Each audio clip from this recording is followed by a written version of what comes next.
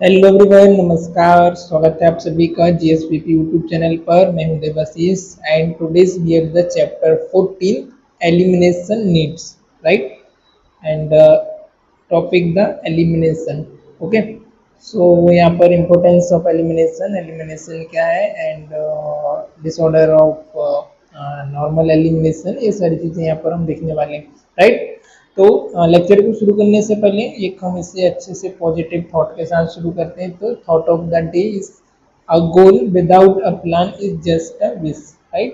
तो गोल विदाउट ए प्लान, बिना प्लानिंग के एक गोल से आपका कोई लक्ष्य है, वो क्या है? जस्ट आपका एक विश है, एक इच्छा मात्र है कि भाई मुझे ये चीज करनी है ना, लाइक अ फैंटेसी। तो without a goal, without a plan और without a deadline it just a wish, right? और दुर्भाग्य की बात यह है अनफॉर्चुनेटली कि 90% लोगों का कुछ गोल्स होता ही नहीं है, राइट? गोल्स होते ही नहीं है तो वो कैसे अचीव करेंगे? जब गोल ही नहीं होगा तो प्लानिंग नहीं होगी, प्लानिंग नहीं होगा तो अचीव भी नहीं होगा।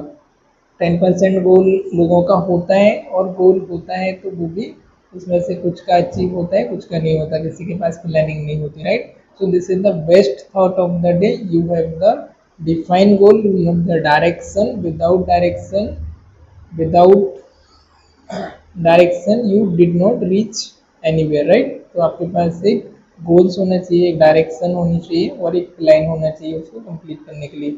चलिए आगे बढ़ते हैं हम, राइट? तो आज के इस वीडियोस में हम क्या क्या चीज़ें सीखने वाले हैं। तो फर्स्ट हम देखेंगे इंट्रोडक्शन और definition of the elimination, elimination का इंट्रोडक्शन एंड डेफिनेशन के बारे में, इसके इम्पोर्टेंस के बारे में, कैरेक्टरिस्टिक ऑफ यूरिन के बारे में, यूरिन का क्या कैरेक्टरिस्टिक होना चाहिए नॉर्मल, कौन कौन से फैक्टर हैं जो हमारी यूरिनरी एलिमिनेशन को अफेक्ट करते हैं, नॉर्मल यूरिन को अफेक्ट करते हैं, अल्ट्रेशन इन यूरिनरी एलिमिनेशन, यूरिनरी एलिमिनेशन में कौन कौन सी प्रॉब्लम है, कौन कौन सा अल्ट्रेशन है जो आपको आते हैं, physical assessment of urine, nurse का क्या इसमें रोल होगा, क्या क्या प्रोसेस होगी, फिजिकल आपका यूरिन का क्या कैरेक्टरिस्टिक होना चाहिए, कैसे आप इसे असेस करेंगे।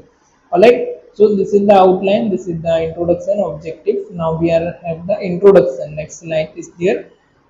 As dietary intake, ingestion and elimination is important for the quality of life, similar elimination of metabolic waste product is very important. Okay, so dietary जो आप intake लेते हैं, जो भी आप डाइटरी प्रोडक्ट लेते हैं, आप डाइट लेते हैं, उसको आप इनटेक करते हैं, तो आप इंजेक्शन करते हैं, राइट? तो इनटेक करने के साथ साथ आपका एलिमिनेशन भी उतना ही इम्पोर्टेंट होता है क्वालिटी ऑफ लाइफ को मेंटेन करने के लिए, एक अच्छी हेल्दी लाइफ को मेंटेन करने के लिए। जितना आपको खाना खाने की ज़रूरत होती, उतनी ज़रूरी होती है उसकी एलिमिनेट करना। एलिमिनेट मतलब कि उसे एक्सक्रीट आउट करना, बॉडी से उसे बाहर निकालना, this is called elimination, right?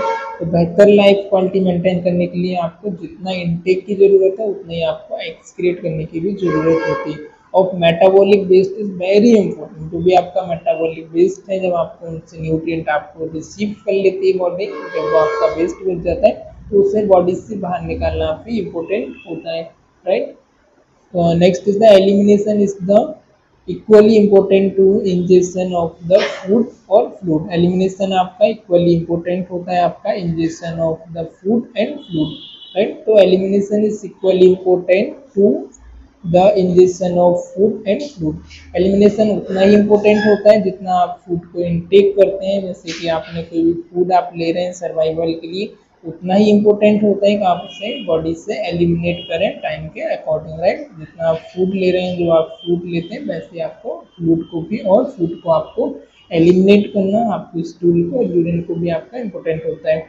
If If the organ of elimination like kidney, intestine are functioning normally, the waste will be eliminated as fast as form. If not, then excessive accumulation waste and body and irritate the vital organ, right?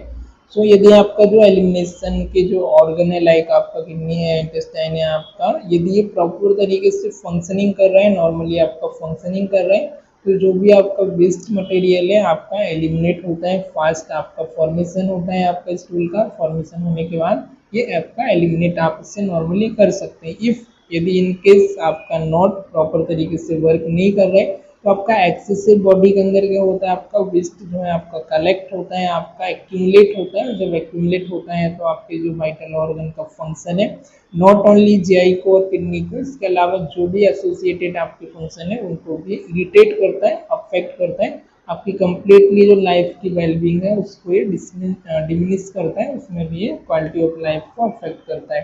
Good it. Next is the definition. So here is the definition. Elimination is defined as the removal of waste material from the body like urine, feces, sweat, discharge, etc. through the kidney, intestine, lungs and skin. अब इसमें से आपका जो एलिमिनेटरी जो आपका excretory organ है, इसमें आपके 3 ऑर्गन आते हैं, राइट, जिसमें आपका आता है लंग्स, लंग्स के अलावा आपका किडनी और आपका स्किन है, लंग्स, किडनी, स्किन और आपका इंटेस्टाइन भी।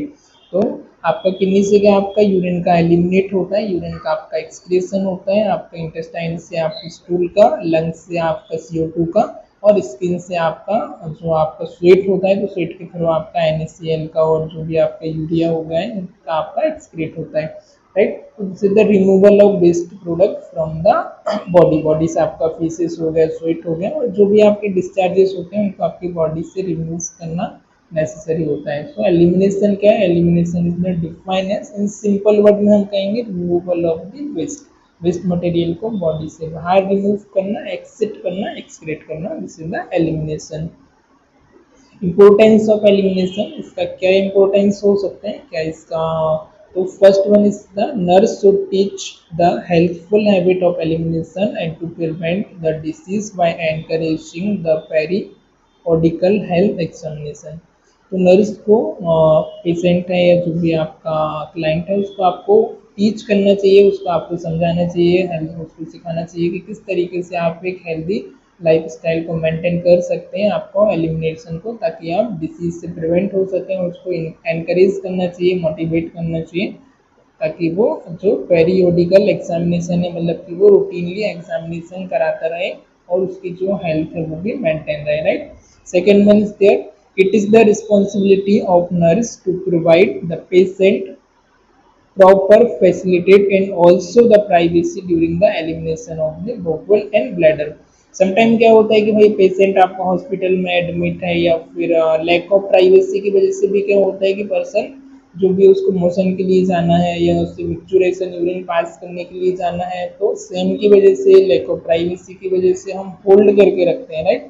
तो उस तरीके से इन केस यदि आप पब्लिक प्लेस पर हैं, आप समटाइम ट्रैवल कर रहे हैं या फिर एनी अदर रीजन की वजह से किसी का ऐसा रहता है पब्लिक टॉयलेट वगैरह भी यूज़ नहीं करते थे ना, तो कुछ रिस्पॉन्सिबिलिटी की वजह से, पर हमको जो है एलिमिनेशन की जो नीड है उसको हमको प्रॉपर तरीके से उसे मेंटेन करना चाहिए, ताकि हमारी जो फंक्शनिंग है वो स्मूथली चलती रहे। तो नर्स का ऐसे रिस्पॉन्सिबिलिटी होता है ताकि उसे वो आपको प्राइवेसी प्रोवाइड कराए, जो भी स्क्रीन है, कर्टन्स वगैरह हैं वो प्रोवाइड कराए, टॉयलेट वगैरह वॉशरूम में वो प्रॉपर तरीके से, ताकि पेशेंट आपका एलिमिनेट कर पाए। Then next is the noting the number, quantity, characteristic of the elimination. अब जो पेशेंट है उसने उसको नोट करना है कि कितने टाइम और कितनी क्वांटिटी में कितना, और जो कैरेक्टर है वो क्या है, जैसे उसका यूरिन पास हो रहा है तो यूरिन कितना लीटर आपका यूरिन पास हुआ, कितना ml आपका यूरिन पास हुआ है 12 आवर में, 24 आवर में। मोशन पास हुआ है तो पेशेंट का आपका कितना टाइम मोशन हुआ है 24 आवर में, 1 टाइम, 2 टाइम, राइट। उसको नोट करना, उसका कैरेक्टरिस्टिक कैसा था आपका, तो कैरेक्टरिस्टिक भी लूज मोशन है, स्टूल आपका हार्ड है, उसका कलर है, कैरेक्टरिस्टिक है, तो वो सारी चीज़ें क्वांटिटी एज वेल एज आपको कैरेक्टरिस्टिक उसमें नोट करना है। अगर यूरिन का हो सकता है और आपका स्टूल का भी हो सकता है।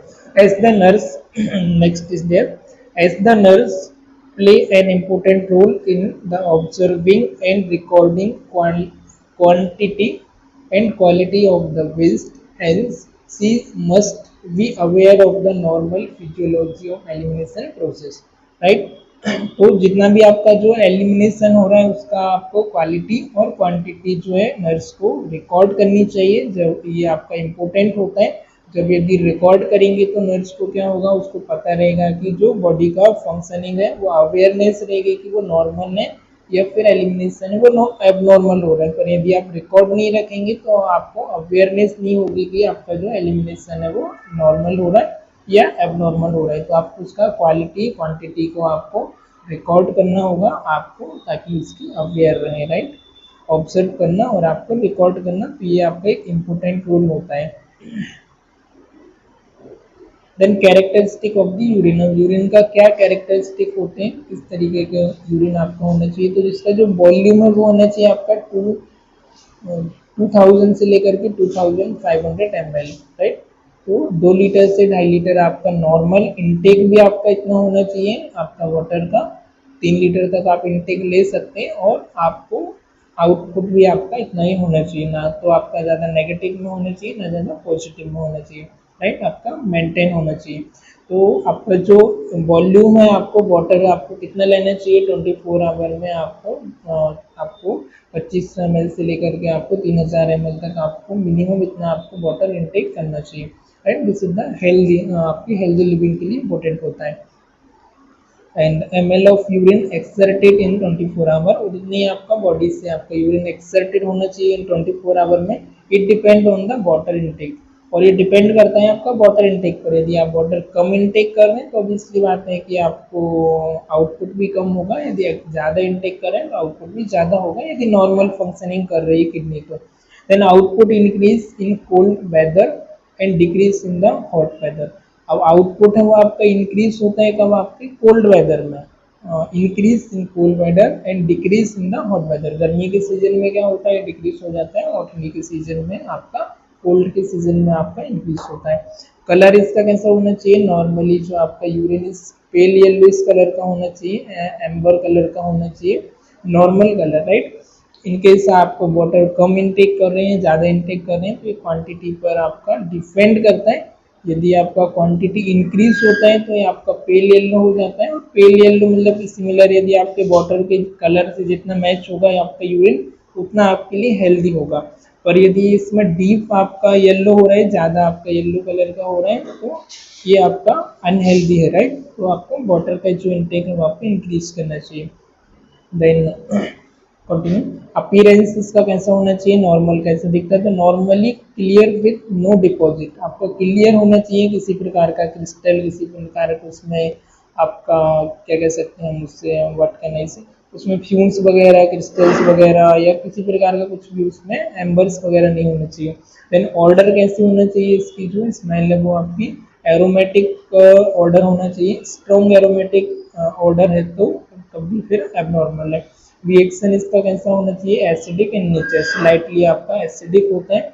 स्पेसिफिक जो ग्रेविटी होती है 1.0 से लेकर के 0.16 तक होती है, एंड 1.016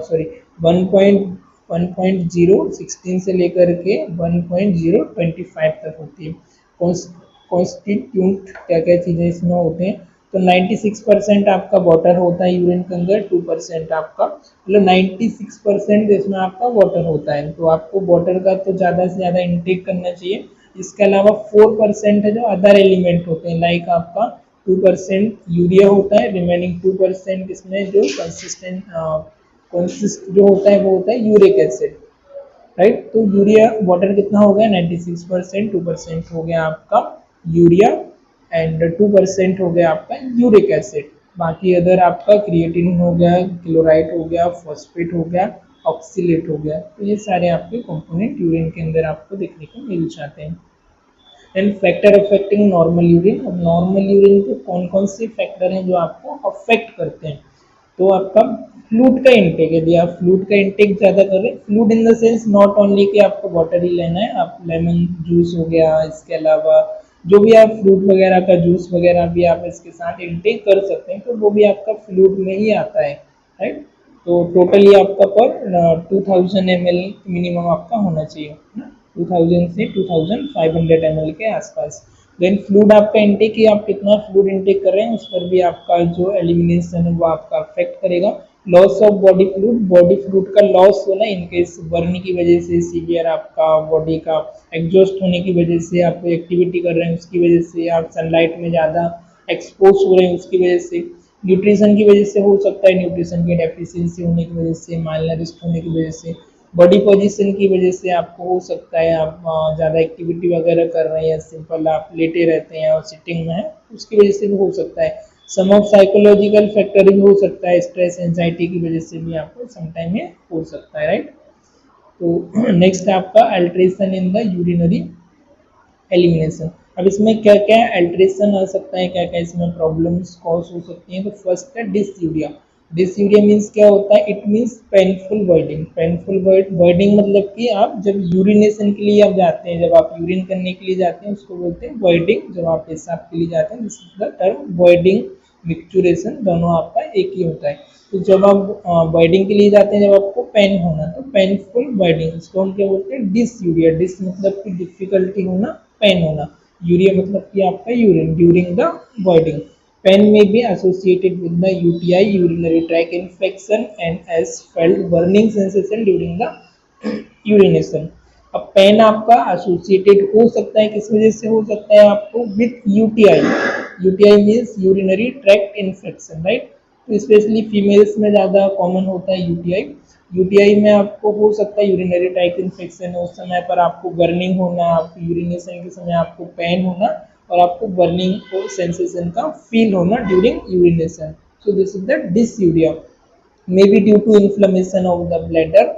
अगर किस रीजन से हो सकता है आपका, इन्फ्लेमेशन ऑफ ब्लैडर। ब्लैडर में इन्फ्लेमेशन होने की वजह से, यूरेथ्रा में इन्फ्लेमेशन होने की वजह से, आफ्टर सेक्सुअल एक्टिविटी की वजह से हो सकता है, often due to STD. STD mean sexual transmitted disease, HIV AIDS की वजह से भी ये हो सकता है। So this is the dysuria. Then polyuria. Dysuria मतलब कि डिफिकल्टी, पॉली मतलब क्या होना, इंक्रीज होना, राइट। पॉलीयूरिया, तो पॉली में हम देखेंगे पॉलीयूरिया में क्या होता है, it is formation and excretion of the excessive amount of urine in the absence of concurrent increase in fluid intake. Okay, okay. तो इसमें क्या होता है, पॉलीयूरिया में विदाउट आपके फ्लूइड इनटेक किया, आप पानी ज़्यादा नहीं पी रहे हैं, आप फ्लूइड का ज़्यादा इनटेक नहीं कर रहे हैं, फिर भी आपकी बॉडी के अंदर आपका किडनी यूरिन का फॉर्मेशन ज़्यादा कर रही है और एक्सक्रेशन भी ज़्यादा कर रही है, यूरिन बना भी ज़्यादा रही है और निकाल भी ज़्यादा रही है, विदाउट वाटर ज़्यादा इनटेक किए। तो इस टर्म को क्या बोलते हैं हम, polyuria. When urine output increase. अब इसमें जो हमने नॉर्मल यूरिन आउटपुट देखा कि भाई हमारा 24 आवर में आपका 2500 ml होना चाहिए, और यदि इससे ज़्यादा होता है 2500 से लेके 3000 के यदि अबव जाता है, तो उस टर्म में मेडिकल टर्मिनोलॉजी जो है वो हम यूज़ करते हैं पॉलीयूरिया, राइट। आप ऐसा नहीं कह सकते कि यार हॉस्पिटल में कि पेशेंट है उसका यूरिन आउटपुट ज़्यादा हो रहा है, तो उसकी की जगह हम क्या टर्म यूज करते हैं मेडिकल में, पॉलीयूरिया। पॉलीयूरिया मीन्स कि आपका जो यूरिन का आउटपुट है वो 2500 के अबव होना, it is called polyuria per day, right. Sorry. Then it may be due to the diabetes, diabetic, caffeine और अल्कोहल। अभी किस वजह से हो सकता है, आपको डायबिटीज की वजह से हो सकता है। तो डायबिटीज में आपने जनरली ऑब्जर्व किया होगा कि फ्रीक्वेंट यूरिनेशन होता है, बार बार यूरिन का प्रोडक्शन होता है। डायबिटिक कोई ऐसी मेडिसिन है जो कि आपने डायबिटिक लिए, डायबिटिक में वो मेडिसिन आती हैं जो कि यूरिन आउटपुट को इंक्रीज करती हैं, राइट। जैसे कि आपका लेसिक्स आता है, फ्यूसेमाइड जिसके अंदर कंटेंट होता है। इसके बाद आपका आता है कैफीन। कैफीन वगैरह से आप कॉफ़ी लेते हैं, कभी कभी आप अल्कोहल लेते हैं, चाय लेते हैं, चाय में भी आपका कैफीन होता है, तब भी आपका यूरिन आउटपुट भी इंक्रीज होता है, अल्कोहल की वजह से भी आपका होता है, राइट। तो ये फैक्टर आपका हो सकता है, सम ऑफ डिसीज कंडीशन की वजह से भी ये हो सकता है। And next one is there oliguria.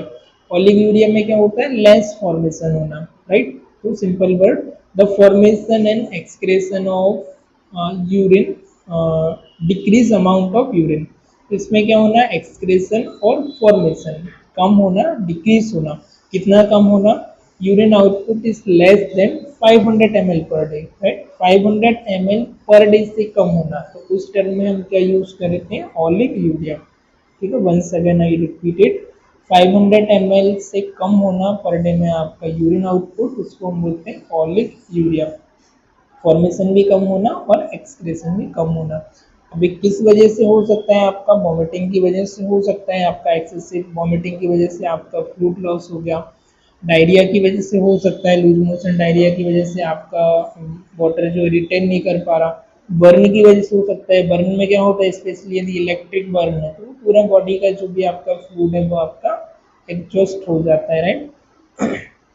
Then अगला है एन्यूरिया। एन्यूरिया में क्या होता है, as the kidney approaches the complete failure as functioning organ the person become anuric. Anuria मतलब सिंपल टर्म में absence of urine, right, absence of urine output. और हम कह सकते हैं कि let's say urine output is less than 100 ml per day, right. तो 100 ml कोई मायने नहीं रखता, this is the nominal amount. इतना तो हम एक गिलास पानी 200 ml ले लेते हैं, राइट। तो 100 ml से भी कम होना, लेस देन होना, this is the term anuria, absence of the urine output, right. तो ये केस ये कब होता है, इन केस आपका क्रॉनिक किडनी फेल्यूर का पेशेंट है और टर्मिनली इल पेशेंट है, उस समय आपको ये देखने को मिलता है। कंटिन्यूसली डायलिसिस वगैरह तब चलता है उस केस में। देन नॉक्चूरिया। नॉक्चूरिया क्या होता है, voiding during the normal sleeping hour is called nocturia. जब आपका नॉर्मल स्लीपिंग आवर्स होते हैं आपका नाइट में, तब आपका यूरिन पास हो जाना, राइट। तो स्पेशली ये छोटे बच्चे रहते हैं जो मतलब कि 3 साल 4 साल से कम के हैं, छोटे हैं, लेस देन 3 ईयर है, तो उनमें ये नॉर्मल होता है बिकॉज ऑफ की जो ब्लैडर का कंट्रोलिंग है वो उतना डेवलप नहीं हो पाता है ब्रेन से। तो डेवलप नहीं होने की वजह से जनरली देखा होगा कि वो मतलब कि सोते समय या फिर वो मतलब कि उनको अवेयरनेस नहीं रहती, वो यूरिन अपना पास कर देते हैं, उस पर कंट्रोलिंग नहीं रहती उनको, राइट। पर यदि ये एडल्ट एज में भी हो रहा है, आफ्टर 5 ईयर 8 ईयर 10 ईयर, और ड्यूरिंग स्लीपिंग हो रहा है 25 ईयर, तो this is the disorder, this is the abnormalities, right. when the lying supine edema decrease as the fluid enter the circulation, this increase blood flow to the kidney, thus increase the glomerular filtration and urine output, right.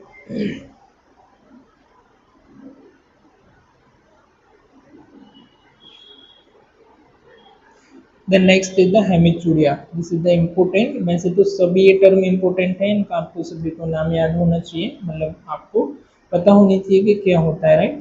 And indicate blood in urine, ये क्या indicate करती है, haematuria आपका blood in urine, urine में आपका blood आना, this is called haematuria. और एक कॉमन प्रॉब्लम होती है, अक्सर हमको हॉस्पिटल्स में देखने को मिल जाती है न्यूरो के पेशेंट, नेफ्रो के पेशेंट्स में, right. Due to the UTI, किस वजह से हो सकती है, यूरिनरी ट्रैक इन्फेक्शन की वजह से हो सकती है, एनी कोई भी ट्रॉमा हुआ है, मेडिकल सर्जिकल कोई भी ट्रॉमा हुआ है उसकी वजह से हो सकता है, रीनल स्टोन की वजह से हो सकता है, और कैंसर की वजह से भी आपको हो सकता है, right. So hematuria is known as the sorry blood in the urine, right. आपकी यूरिन में ब्लड होना due to UTI, trauma, renal stone और कैंसर की वजह से आपको हो सकता है। तो नेक्स्ट है आपका पायूरिया। पायूरिया it means the urine content पस, मतलब कि पाई यूरिया है, जैसे कि नाम से क्लियर हो रहा है, pyuria, it suggest itself suggest कर रहा है पाई, मतलब कि पस होना, आपकी यूरिन में पस का कंटेंट होना, this is called पायूरिया, which is the accumulation of an end product of the inflammatory response। अभी आपको कब होता है, which means which is accumulation of an end product of an inflammatory response। inflammatory response की वजह से आपका जो end product होता है inflammation का, वो हमारा पस में कन्वर्ट हो जाता है, जिसको हम बोलते हैं पायूरिया। This may be microorganism and WBCs occur in the presence of UTI। This में भी ये किस वजह से आपको हो सकता है, आपके micro organism, pathogen, bacteria, virus की वजह से हो सकता है, and WBC occur in the presence of UTI. इसके अलावा आपका यूटीआई की वजह से हो सकता है, WBC आपका इंक्रीज होने की वजह से आपको हो सकता है, मतलब इंडिकेट करते हैं in present in the UTI, UTI आपका प्रेजेंट होने की वजह से आपको हो सकता है। नेक्स्ट है यूरिनरी रिटेंशन। रिटेंशन मतलब कि रिटेन रहना, यहाँ पर मतलब उस पर रिटेन रहना, राइट, इसको क्या बोलते हैं, retention. It is the inability to empty the bladder of urine. तो इसमें क्या होता है, आपकी जो यूरिनरी ब्लैडर है वो अनेबल होती है, इनेबिलिटी होती है कि वो यूरिन को एम्प्टी कर पाए, यूरिन को खाली कर पाए, right. So the person is either unable to relax the bladder or unable to external urethral sphincter to allow passage of urine, right। तो इसमें क्या होता है, जो भी पेशेंट है, जो भी पर्सन है, ही और सी इज अनेबल टू रिलैक्स, वो अनेबल होता है अपनी ब्लैडर को रिलैक्स करने के लिए, यूरिन को पास करने के लिए, इधर ये एक्सटर्नल यूरेथ्रल स्फिंक्टर की वजह से हो सकता है, और एनी अदर रीजन की वजह से भी आपको हो सकता है। Inability to void within 8 to 10 hours of last void, right? So this is the inability to void within 8 to 10 hour of last voiding, right? तो इसमें क्या होता है आपका inability to void within कितने 8 to 10 hour, last 8 to 10 hour के अंदर उसको वॉइड होने से इनेबल होना, इनएबिलिटी होना, एब्सेंस होना, this is the urinary retention. Okay, तो जनरली इतना टाइम नहीं लगता है, 10 8 10 घंटे, पर यदि इतने समय तक रिटेन रह रहा है तो फिर you can go for doctor and consult, right. Then next one is there urinary incontinence. Urinary incontinence में क्या होता है, कॉन्टिनेंस का मीनिंग क्या होता है, मतलब कि कंटिन्यू होना। इनकॉन्टिनेंस में क्या चीज़ आ जाती है, it is involuntary loss of urine from the bladder. आपकी ब्लैडर से क्या होता है कि इनवॉल्यूंटरी, आपकी इच्छा के बिना, आपका कंट्रोलिंग के बिना क्या होता है, आपका ड्रॉप ड्रॉप यूरिन आपका लॉस होते रहता है, और विदाउट आपकी बिलिंग के बिना क्या होना, लॉस होना, this is the urinary incontinence. Urgency, next आपका urgency over active bladder. Urgency इसको बोला जाता है ओवर एक्टिव ब्लैडर।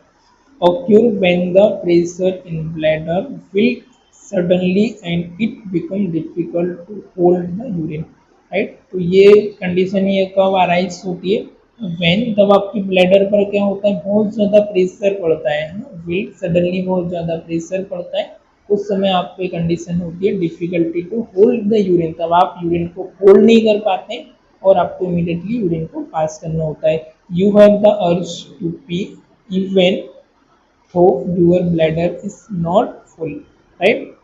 सो आपको जब आपकी ब्लैडर फुल नहीं होती है तभी भी आपको यूरिन के लिए या फिर आपको स्टूल के लिए जाना चाहिए, एंड गोटा टू गो गेटिंग फ्री। एक टर्म है जिसको बोलते हैं गोटा गो नाउ, है ना। मतलब कि हमको ज़्यादा समय तक उसे होल्ड नहीं करना चाहिए। कई बार क्या करते हैं, हम ये डिले करते हैं कि भाई प्यास भी लग रही है तो हम पानी नहीं पीते हैं, नहीं चलो अभी और थोड़ा सा और सहन करते हैं, थोड़ा और, मतलब एडजस्ट करने की एक आदत हो जाती है ना ह्यूमन को, कि हम उसे एडजस्ट करते चलते हैं, भाई चलो ठीक है, चलो ठीक है। फिर बहुत ज़्यादा प्यास लगती है तब पानी पीते हैं ना, बिकॉज ऑफ लेजीनेस, कंफर्ट की वजह से, या फिर यूरिन के लिए भी जाना है तो उसे अवॉइड करते रहते हैं। तो इमीडिएटली हमको इसमें बताया कि भैया जल्दी से जल्दी जाना चाहिए जब आपको फीलिंग, ताकि आप फर्दर डिसऑर्डर होने से आप उसे प्रिवेंट कर पाओ। गोटा गो नाउ, राइट। तो अभी आपको जाना चाहिए right now. Then next one is there frequency of urine. Frequency of urine में क्या है, voiding in frequent interval is known as frequency. Frequency मतलब कि आप कितने इंटरवल में, आप 12 घंटे में, 6 आवर में, कितने टाइम आप यूरिन के लिए जा रहे हो, this is the time is frequency, right. Interval कितने घंटे के इंटरवल में जा रहे हो। Each void usually contain less than 250 ml of urine. अब इसमें जो फ्रीक्वेंसी में क्या होता है, जैसे कि आप 12 आवर में आप मीन्स आप 5 टाइम गए, 6 टाइम गए, और जिसमें जो यूजुअली कंटेंट होता है यूरिन का वो होता है less than 250 ml of urine. Sometime urgency and frequency often occur together. अब अर्जेंसी अलग होती है, फ्रीक्वेंसी अलग होती है। अर्जेंसी मतलब यूरिन करने की इच्छा होना, एक अर्ज होना, अंदर से ब्लिंग होना, तो उसको बोलते हैं अर्जेंसी। फ्रीक्वेंसी मतलब कि अर्जेंसी नहीं हो रही है, पर मतलब कैसे कह सकते हैं उसको, फ्रीक्वेंसी मतलब कितने टाइम हम वॉइड करने के लिए जा रहे हैं, हो गया आपका frequency. Sometime urgency and frequency often occur together, कभी कभी दोनों एक साथ भी होती है। इनकेस लाइक आपको यूरिनरी ब्लैडर लगा है, राइट, तो उस समय आपको अर्जेंसी तो पता नहीं चलती है, उसमें आपका फ्रीक्वेंसी वो यूरिन आपका फॉर्मेशन होता है और यूरिनरी ब्लैडर से एक्सक्रीट होता रहता है। ब्लैडर नहीं लगाए तब आपको अर्जेंसी आती है, ब्रेन को मैसेज आता है कि ब्लैडर इज फुल, भाई ब्लैडर फुल हो गई है, ब्रेन वापस से मैसेज भेजता है कि ब्लैडर आपको खाली करना है, तो आप यूरिन के लिए जाते हो। This is the conscious state, तब आप कॉन्शियस में रहते हो तब आपको होता है। इनकेस अनकॉन्शियस स्टेट है तो फिर वो अर्जेंसी आपको उसका पता नहीं चलता है, राइट।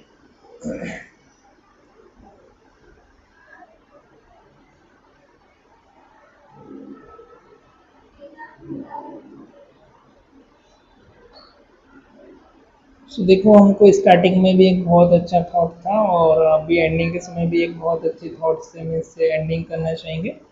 सो क्या बताया जा रहा है, even in the darkness there is always a hope of light. Just listen to what your heart says, and God will make everything all right. Right.